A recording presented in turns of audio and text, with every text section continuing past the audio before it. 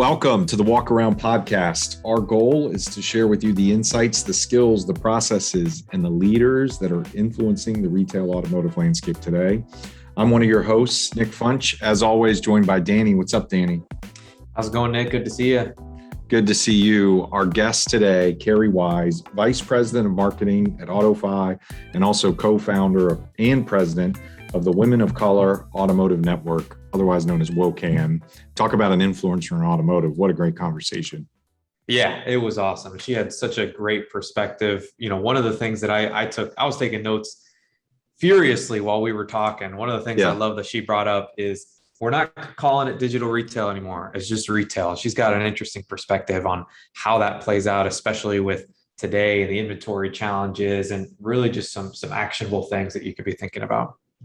Yeah, the other thing I think is you don't have to boil the ocean, right? Whether it's being open and vulnerable around diversity and DE&I kind of initiatives within your store, or it's getting a digital retail process or a e-commerce process going in your store. Just take one small step and you'll end up in a better spot. So take a listen. Kerri Wise, I think you'll love the conversation. Welcome, Kerri. So great that you could join us today, especially coming off Digital Dealer. A lot of great topics. It's great to have you. Thank you so much. I'm excited to be here. Yeah, Danny. So really excited that Kerri was coming. Kerri, what were you speaking about at Digital Dealer? Yeah, well, I had two topics, and I've been kind of wearing two different hats over this last couple of years in the industry. One is in the digital space where I've lived for a while now, and I spoke on the 7 habits of highly effective digital retailers. And really just the best practices and learnings that we've acquired in watching dealers, through AutoFi and our platform. And then I was also on a panel that was titled Changing the Face of Automotive. And it was all focused on diversity, equity, and inclusion, and how do we attract and retain new faces, new ideas to the automotive industry. So it was really exciting to share those insights on both of those topics. Well, both of them couldn't be more timely, I think, right? I think and something that you're passionate about in both avenues. I'd love to kind of just get your thoughts a little bit. You're passionate about diversity and the value of diversity in automotive. What kind of led you? Talk to me about your path and kind of getting there and kind of the work that you've done. Yeah, it's funny because, I thought about this last couple of weeks that my work in digital and my work in diversity are completely related. And I know that sounds like, no, it's, people think of diversity as this kind of fluffy topic that you want to make people feel better about where they work. But really both of them tie really to innovation. Okay. Right? That this digital transformation, that changing the way we think about selling cars and using digital to enable a better experience, to me also ties to having different points of view. And to do that, we can't all look the same, right? We can't have all men. We can't have all the same race, because what we know is that the most successful and innovative brands are the ones that have new ideas, and our identities tie to that. I mean, for me personally, diversity has obviously been very important because I have been somewhat of a unicorn in our industry, right? When I tell my family and friends and people that I know that I work in automotive, there's a little bit of a, really? How did you end up there? And so even outside of the industry, we're known for not necessarily being the most diverse business. And so for me, I want to make it better for my daughters, the next generation, so that when they think of automotive, they don't just think of cars and oil and all the masculine things that accompany the vehicle. They think of the car business as a people business, which means everybody should want to work in automotive. Yeah, and I think what I find fantastic about you and your world, Kerri, is that it's not just kind of talk. You put it into action, and you've done that through the Women of Color Automotive Network, WOCAN, as we refer to it. Talk to me just about that kind of mission a little bit, and the work that you do in the space to promote that within the industry. Yeah, I mean, if you go back to probably 2015, I've always been involved in some type of diversity initiative in automotive. I was on the board of Women in Automotive for a number of years, where we are focusing on gender, which is I think the lowest hanging fruit that we need to tackle in Yeah. automotive, right? But for me, being not only a woman, but a person of color, I have two identities that I Yeah. have to tackle, right? It's kind of, they call it the double bind. It's kind of the double disadvantage in some ways. Right. And so when you only focus on women, you fail to kind of attack some of the other challenges that people with multiple identities have. And so last year, I think with all that was happening in our country, there was a lot of discussions about race. Right. It kind of opened the door for me after working in the business for 20 years to tackle something that I was really uncomfortable with doing, talking about race. Mhm. People get very uncomfortable on that topic. Diversity in general, people get defensive. And so, but I felt like it was the time because companies were talking about it. They were open to it. They were trying to figure out like, how do I attract more diverse talent? And I just felt like I was in a position, having established myself in the industry, that I can make a difference. And so me and three other women who work in retail on the service side, they're women of color, came together and created Women of Color Automotive Network. And part of that was about focusing on the individual. We're not going to change the whole automotive industry and the system overnight, Right. but how do we empower individual women of color to first want to join this business, but second, want to stay in this business? Because we could attract them all we want, but if the culture and the environment doesn't change, they're going to leave and go to another industry. And so part of it is us inspiring them to show them that, hey, you can make it to the top in automotive. It is possible. And then here's what you need to do. And here's how you can continue to grow in your career. And so that's been a big part of this last year, at least virtually, in giving that information to these women. We have 500 members as of now. And we have about 50 allies, right? Like men who have really been a part of it, which has been inspiring to me and somewhat surprising. That's awesome. And kudos to you and your kind of partners in that project. And I'm excited to see, I think, where it takes you. And but I know you talked about kind of how the two kind of digital retailing and the value of kind of understanding all of those pieces and kind of how diversity works together. Talk about digital retailing and kind of what that means for the space and kind of your own thoughts on it. Yeah, I mean, I think to really push innovation, first of all, it starts at the top. Okay. And so, a lot of times when we're talking about digital, we're talking to people maybe in the internet department, or we're thinking about that marketing director and we're trying to influence them. But really, when I think about digital retailing, I don't think about just digital. It's transformation of the entire process. And in some ways, digital retailing, I almost wish we can get rid of the word, because digital retailing is retailing, right? And like our mindset in automotive has always been that internet and digital is this separate thing. Like there's a separate department for it that we put in the back. Right. Right. Like for those leads that come in. But the reality is, and you all know that like every customer is a digital customer. Yep. Doesn't mean they're going to buy online. Only a small percent are going to buy online, but every customer, most customers start online and do some pieces online. And so I think the first thing that we need to do as an industry is really think about not just digital retailing, but retailing. And how do we use digital to not only create a better customer experience, but here's the most important thing, enable us to have a more efficient sales experience, a more profitable sales experience. And I think if we can connect those dots, like that's where we need to go. Digital transformation, it's technology, it's the people, and it's the process. Danny, I know you're really passionate about this. So what are your thoughts there when you hear that?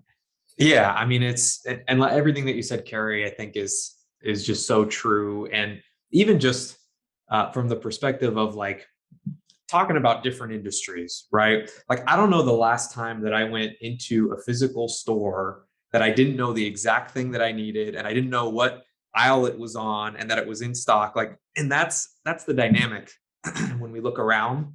And how does that mindset play into the kind of the average consumer when they look at one of the biggest purchases that they're going to make, which is in their vehicle? And, removing that friction, I think we all know is so important. I love what you say. It's just retailing. take out the digital makes it sound like it's this other thing that's an up and coming. We've been talking about it. We know what it is. Yeah, and we're kind of last to the party, if we were to be really honest. I don't like to talk about our industry in a negative way, but we're not inventing a wheel here when it comes to e-commerce and digital. Like we're kind of last to the party relative, as you said, to some of the other industries out there. It's amazing to me because it's like change the word, change the meaning a little bit. I think you're on to something there, because when you think about the word, everything digital retail, because now you're talking about tools, you're talking about process change, you're talking about people change, you're talking about all these things. But I was laughing with my wife last weekend. There's a little mom and pop Cuban restaurant that we generally enjoy a couple times a month on the weekend. And I don't have to call them and give them my credit card number for them to write it down. And I don't have to do any of that. I go on the phone, my app, just order. It remembers what we had the last time. Hit the thing. I pay for it. I walk in. I pick it up and leave. And it's like, it blows my mind that we can't just get that. Yeah, no, I think one would say, well, it's a $40,000 car. That's different. And it's like, well, I always bring up the mortgage industry, right? You got Rocket, Quicken Loans. I did my mortgage literally on my phone. Yeah. I bought a house much more expensive, right, than a car, and was able to do almost everything on my phone. And so I think part of it is the barriers in our mind of like what can and cannot happen or what's not possible based on the history. Mm-hmm. But it's also, I think, a fear of loss, right? And that's why it has to start at the top. The fear of loss of, if I give this customer this kind of information up front, I'm going to lose money, right, on the back end, or it's going to make it more harder. They're going to take that price I give them, or they're going to take that trade value and go somewhere else. And so I think that mentality is what we're going to have to shift. And the pandemic, in some ways, forced that. Oh yeah, right. Yeah. I mean, wouldn't you say, like, some of the things, like, it's been a hard year for everybody in the automotive business, but in some ways, I might be more excited about this period right now than maybe like in all 20 years of my career. Well, there's such an entrepreneurial spirit in retail automotive. And when you think about whether it's like the salesperson to the sales manager to F&I to all this, they have this like, hey, let me figure out how to put this deal together. And so when thrown with, hey, I have no option, the customer can't come to my showroom, they figure it out. Yeah. But I think you made a good point, that fear of kind of drawing the line in the sand and just saying, hey, we need to enable this all the time, not just when they can't come in the showroom. That's it. And I think what we don't want to do is wait for a disruptor to go out there and do it, which we're seeing right now, right? We're seeing these digital retailing digital dealers going out there and doing it. And the consumer, it's resonating with the consumer. And what we don't want to do is like wait for someone else to do it, right? I think whoever does it first, it's going to be hard, right? They're going to lose some money potentially when you do some new type of process or experience. But ultimately, if you can get in front of all the other competition, right? If you can put a value prop and a brand and an experience out there before everybody else, you have a competitive advantage in the long term. And it's just so interesting, Kerri, because we talk about, there's always risks in any kind of investment that you make. But to your point, and we don't talk about this a lot, but we may be a little bit behind as an industry compared to other industries. But Danny, define a little bit. A little bit. We're also biased. We don't want to say anything negative. But really, it's like, what is the risk of going out and trying versus not doing anything, or what is the risk of trying something new when we know that that's where the consumer's mindset is really and truly. And like you said, like, it may be, you may have some of that short-term cost, you may have something that's disruptive to the process, but it may absolutely explode and be fantastic. Think about Amazon, and I hate using Amazon all the time as an example, but you have to in some ways. Like, as I understand it, they weren't profitable for like 10 years or something like that, right? Like, and so I think when you do something innovative like that, there's a lot of trial and error, and you're trying to figure it out. I think in automotive, one of the things that I always talk about is this race to digital retailing, and the fact that all these players are going after it. whether it be the OEM, they're thinking about it. They're thinking about their kind of programs that they're putting out there to, buy at home, these kind of digital retailing programs. You have these groups like a Lithia Driveway as an example, that are going after and creating it, and other groups as well that are trying to create this digital experience. You have digital dealers like Carvana and Vroom. You have banks, going after this. And so what I talk about is like, from an individual dealer standpoint, there is no room to be sitting on the sidelines here.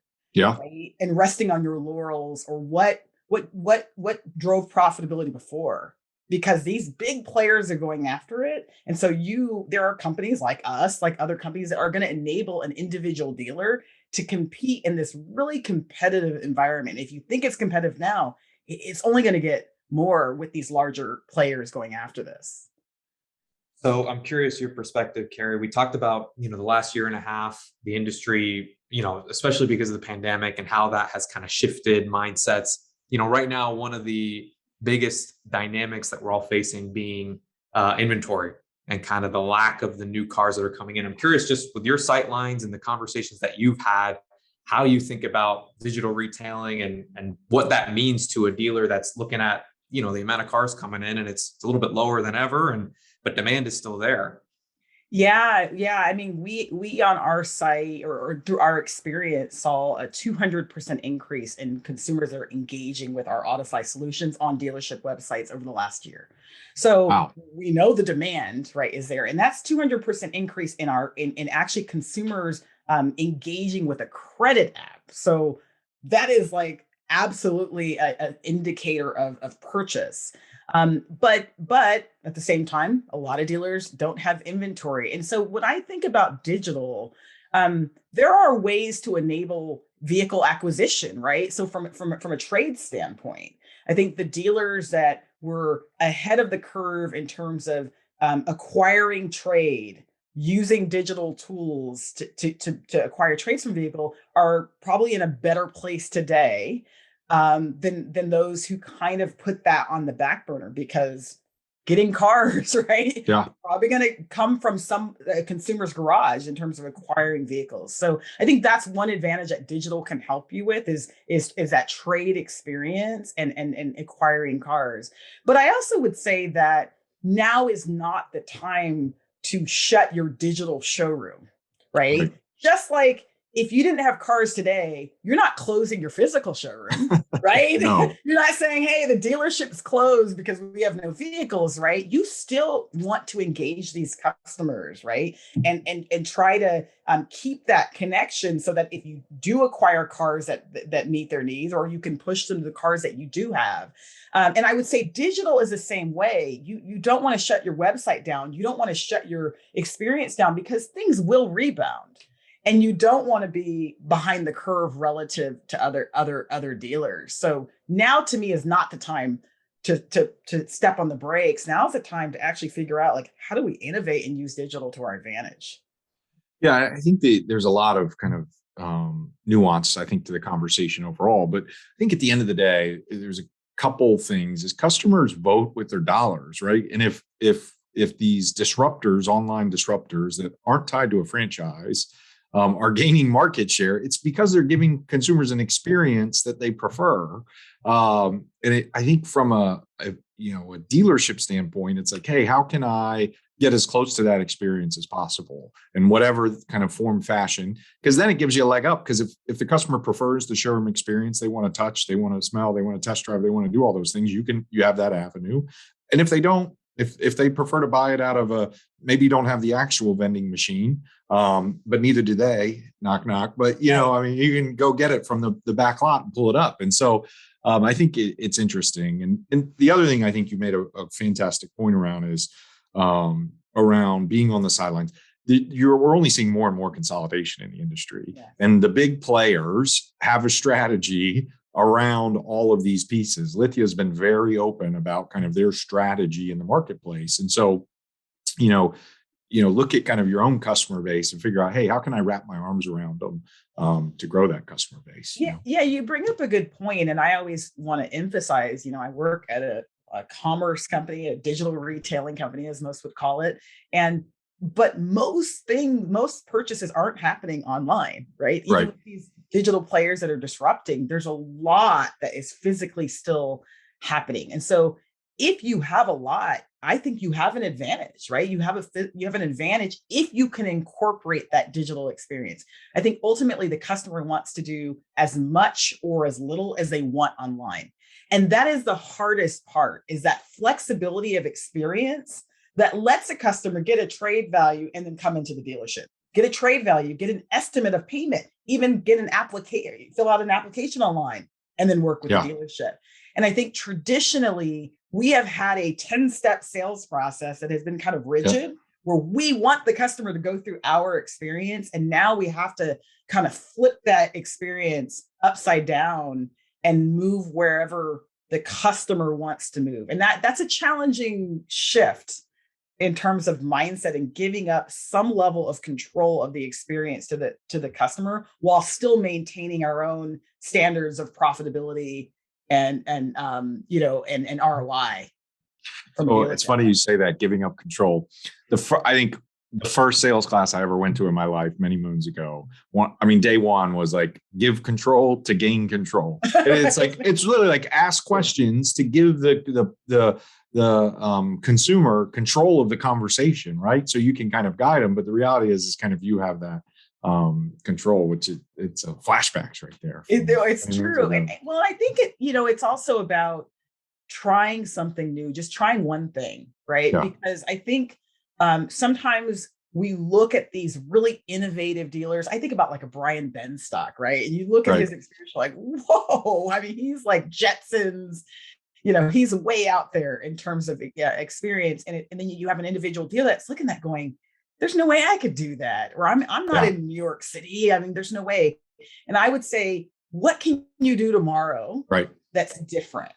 Right? Maybe that is that trade experience of giving consumers the ability to get an online appraisal on their vehicle. Or maybe that is getting a credit estimate and being able to understand what my payment might be. But I think moving towards that and testing that out and getting your people to understand that this is actually not about them losing money. It's not about replacing them. That's something I hear a lot about, especially on the F&I side. This is actually about enabling them to do more with their time.